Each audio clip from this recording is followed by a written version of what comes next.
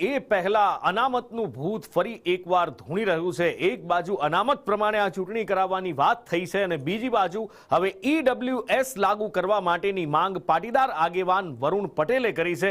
એક પોસ્ટ કરી અને એમણે આ માંગ કરી છે। આ પોસ્ટમાં દૂધસાગર ડેરીમાં પ્રતિનિધિત્વનો ઉલ્લેખ કરાયો છે। સહકારી ક્ષેત્રે પાટીદારનો રાજકીય રકાસ નીકળ્યો હોવાનું વરુણ પટેલનું કહેવું છે અને ઈડબ્લ્યુએસ જો લાગુ નહીં થાય તો પાટીદારોનું રાજકીય પતન શરૂ થશે એવો દાવો એમણે શરૂ કર્યો છે।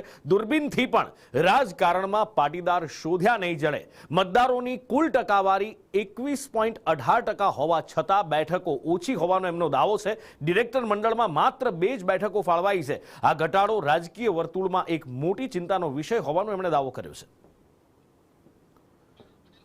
વધુ માહિતી સાથે ફોનલાઈન પર વરુણ પટેલ જોડાયા છે। વરુણભાઈ, સ્વાગત છે આપનું સંદેશ ન્યૂઝમાં। જે ચિંતા વ્યક્ત કરી છે દૂધસાગર ડેરીની પણ તમે વાત કરી અને સ્થાનિક સ્વરાજમાં ઈડબ્લ્યુએસ લાગુ કરવાની વાત કરી।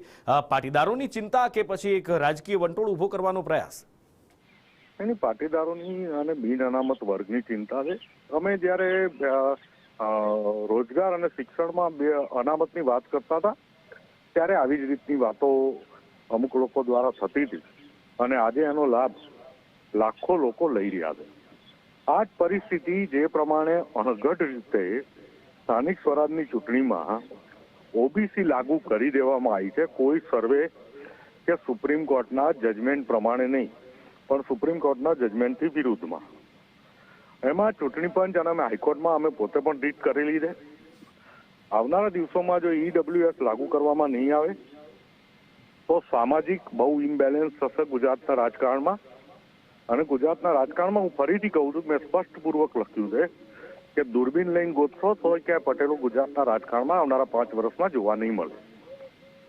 આ એક સામાજિક સમન્વયની ચિંતા છે, ગુજરાતની એકતાની ચિંતા છે, દરેક સમાજના પ્રતિનિધિત્વની ચિંતા છે અને દરેક સમાજના ન્યાયની ચિંતા છે। વરુણભાઈ, સંદેશ ન્યૂઝ સાથે આપ જોડાયા, આપે ચર્ચા કરી, અમારી સાથે વાતચીત કરી, એ બદલ આભાર। Thank you so much.